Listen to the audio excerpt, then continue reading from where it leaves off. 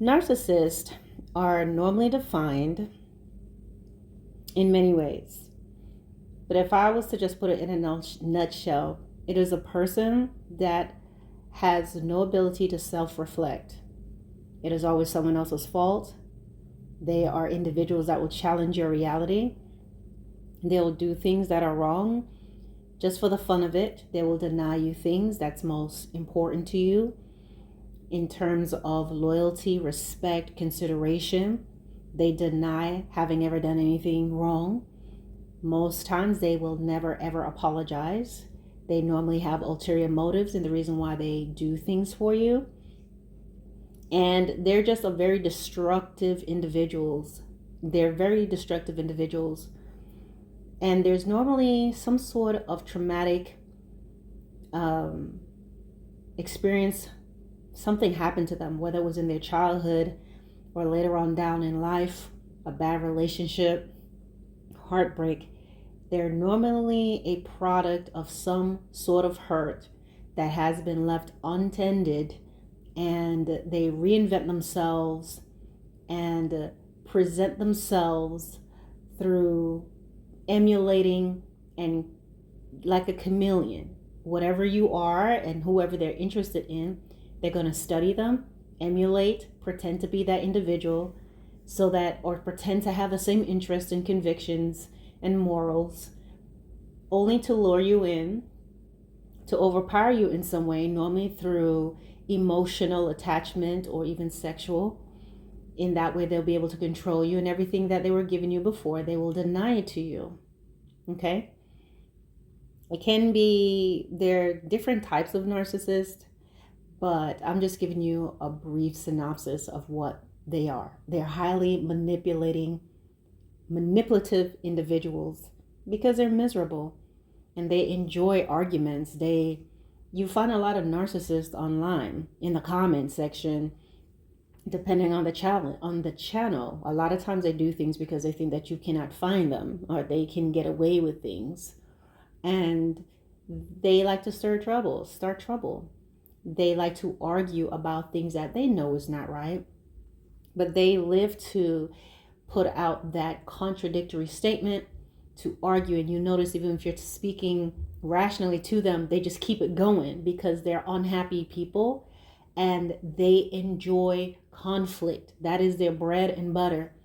So that's why a lot of times with narcissists, the way that you kind of gain control, if you want to call it control, is to just starve them out. Just don't give them anything. Don't give them any fuel, whether it's positive or negative. Just don't give it to them. They eventually get bored, go away, or some of them go crazy and try to do something really bad to you. They will use manipulation and say what they're going to do if you don't contact them. Don't contact them. They're not going to do it. They love themselves too much. And God forbid if they were to do it, it was not your fault. They chose that. But 9 times out of 10, they won't do anything. They'll do something to you before they do something to themselves. And that's why you have to be very careful in who you allow in your life. Now, on a spiritual level, narcissism is simply an evil, deceptive spirit that attaches itself to a person through trauma or some sort of, or a person who just, they may not even have gone through trauma, but this person is just prone to do vindictive and evil things just for the fun of it, and they get better at it and they become more manipulative. With that said and done, let's talk about why a lot of narcissists are in churches and they love going to church. It is, in my opinion, that the reason why a lot of narcissists go to church is because you really don't have to qualify for much in church. You only need to go in and say that you believe in the Lord Jesus and do some stuff. There's not much to it. There's not much to it, okay? You can be elevated and praised for doing literally nothing. I have to make a correction here. It's not going to be you're going to be praised for literally nothing, because many churches today are transactional.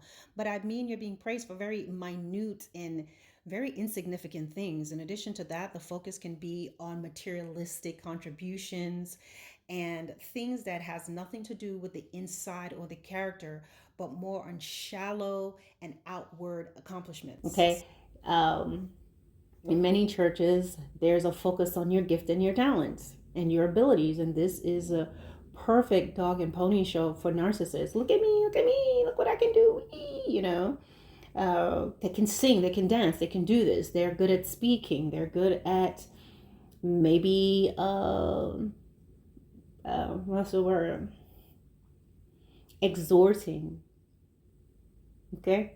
It's not something where you're really dealing with character or morals. You can do lip service and say, I am this kind of person.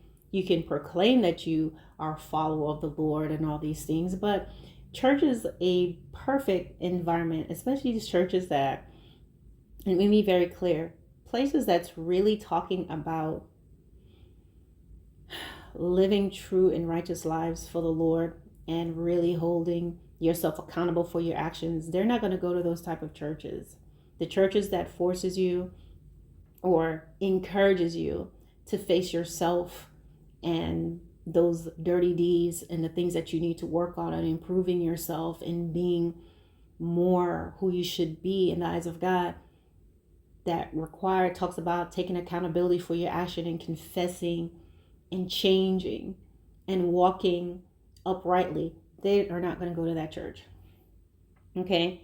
They're going to go to these low down, dirty shame churches where sin is subjective. You see, there's the potato, tomato. This whole kind of conversation you're going to be able to have with these type of churches. You know, they're going to, holiness is like playing a game of hot potatoes. Ooh, pass it on. No one wants to deal with that, okay? They toss it to one another real quick and then toss it out the back door. And we're going to focus on potential that never becomes the finished product. You know, it's like they enjoy living in half-done homes. If you imagine yourself going to these places, I was just looking at some places the other day and they're building the homes. And if you go in that community, you see these skeletal forms of houses to be built. Oh, they have potential to become beautiful, but they're not done yet. And if you really look at that, lots of churches, it's just a skeletal form of a place to go to be, you should go there for transformation, but it's just nothing. It's like a graveyard, okay? Nothing, deteriorating and rotting things can still remain. No accountability, no responsibility. They never change. There's always a potential. So they don't focus on the inside in changing from the inside out. A lot of it's about your look. That's why a lot of people like to dress up and go, oh, look at me, I look good. Look at my shoes, look at my suit. Look at my skinny jeans. You know, nowadays all that's going on. Look at my skinny jeans, look at my tight top. You know, look at my succulent parts. You're up front, they put the lights on you. You get to look fantastic. You're up front. And narcissists like that. It drowns out the voice of the ones that they have hurt. It drowns out accountability and responsibility. It makes them feel good. If I come to church and I sing and I bring the house down, if I come in here and I can exhort and I can preach and people come to the Lord and people are clapping and saying, yeah, I feel better about myself. I don't have to really to focus on the fact that, or that person doesn't have to focus on the fact that their wife did not come to church because she's black and blue at home. Or this woman doesn't have to focus on the fact that she hasn't spoken to her husband. She's been holding a grudge against her husband for 6 months and haven't spoken to him. It makes her feel good to go to church and cry out to God. And here they're going to pat her on the back because she sang so well and she's getting praise from the pastor and the churches, they're just clapping for her. The people in the church, the patrons the congregation are clapping and cheering for her. She doesn't have to face the fact that she is being very unforgiving to her spouse or that she neglects her children. It is churches like this. It's like those dark, wet spots, dark, wet areas that germs are able to fester and grow. And why a lot of narcissists will go there is because they get their ego stroked all the time for little to nothing. All you have to do is just give some money. All you have to do is show some talent. All you have to do is be dressed up and sing well. You see what I'm saying? Get in with a pastor, get in with this group. Go up front, shine, go up front, grab the mic and talk. Go to church, make friends with whoever. Because sometimes you don't always have to be up front. And there are narcissists sitting right out there that has no specific position, or they're not in any key roles. But in their little row, because people tend to sit in the same little places, they know who they're trying to impress. They know who normally sits 2 rows behind them, so they're going to wear those cute outfits. They know who's normally in their left and their right. They normally know who they're going to see in the parking lot. So it's a show, and they don't have to face themselves, provided that they perform well, provided that they cry loud enough, provided that they feel that they can just give to the church, give money, give offerings, give tithes, give their time. They invited some friends. They handed out some brochures inviting people to the church. They're doing the church announcements, or they're kind. They're handing out mints on the road. You know, these little things will make them feel good. But they don't really want to deal with those things that the Bible talks about. They don't want to face the 7 sins that God hates. So they continue to lie. They'll continue to falsely accuse. See, when they're outside of church, they'll continue to falsely accuse. They'll continue to oppress the poor. They'll continue to be a false witness. They'll continue to have a proud look. They'll continue to be swift to carry out mischief and evil and shed innocent blood, literally and metaphorically. Because they are not dealing with the heart, they're compartmentalized. And as I said, really, what does it take to really get on a praise team or a choir? You just need to know how to sing. That's easy to do. What does it take to get on to become a deacon or whatever? That has nothing to do with character and accountability. You just go to a school if they have that, or you can just, you talk good, you look good. You play golf with a pastor or whatever. So you get in very easily.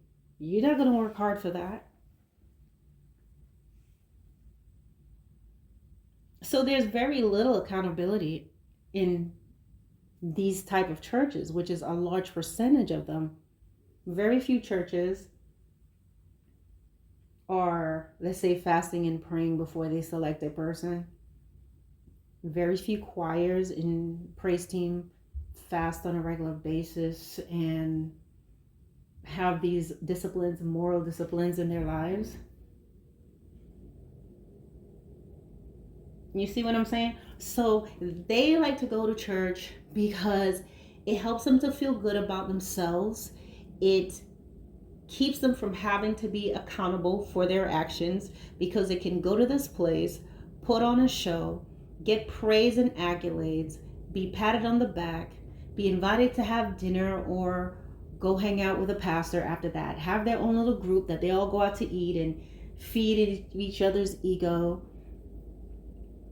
be recognized for singing, while they're like the worst workers at the job. They show up late all the time, have that one person, they're always late for work, but they have to leave early, show up late, leave early, show up late, have an appointment at noon, you're not coming back, late, calling in on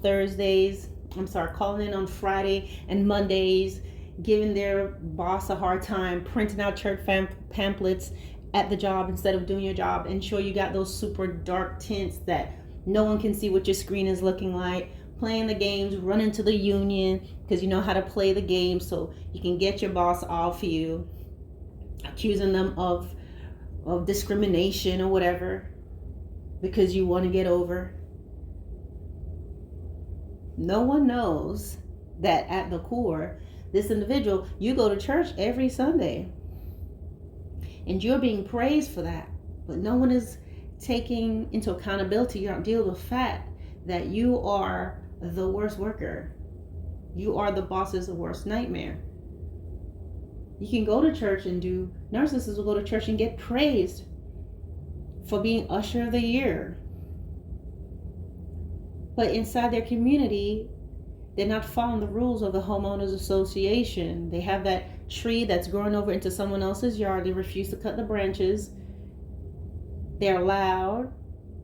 You're playing your gospel music all the way up within your complex.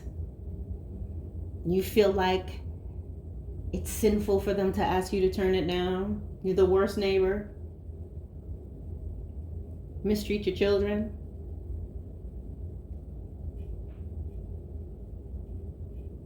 Getting over on people. Still being a bully. Still being a vindictive supervisor. But you can go to church and just give the announcements and shout and dance, and that's going to make you feel better because you don't have to face yourself. You guys, a lot of times these churches, they're going to ignore the scripture about accountability and responsibility and holiness and righteousness. And it's not that no one is going to mess up. There's no perfect person, but these people, they live to be rogue. And so they go to church a lot, and with all the lights and the camera and the action and people boosting their ego and making them feel good, they don't have to really deal with their true self. They feel justified and vindicated, and they leave the church and they continue on the same toxic and destructive path, the life that they live. They do that all week long and then go back to church and do the same things over and over again because they're not going to get called out on their actions. They're not going to be faced with those scriptures and those teachings that talks about a good reputation, that talks about the importance of your word meaning something, that talks about how you should treat your neighbors right. That's not going to be talked about. Okay? If anything, they're going to change it to what they desire. They can also go there and catch a lot of vulnerable people. That's why narcissists like to go to church. They can go in there and tell a lie. Who's going to check out your story? Go to the front and say your house burned down, your cat got burned in the fire, your dog's front paw got burned, the fire burned everything but your toast. You see what I mean? And people in the church is just going to go for it a lot of times. Now, they do have some selfish churches where they still not going to help you. You're not on our records. We can't help you. Okay? That's the nonsense that's going on. But, some manipulative person, a narcissist could be this type of individual. They'll scope you out to see what kind of car you drive. They know that you're going to leave at this point. You park right here. So they park right next to you, meet you in the parking lot, tell you a sad story, ask you for $20, or follow you to the ATM so they can get money from you. Men who are hurting women could come in and reinvent themselves and pretend to be a man of God when he's not.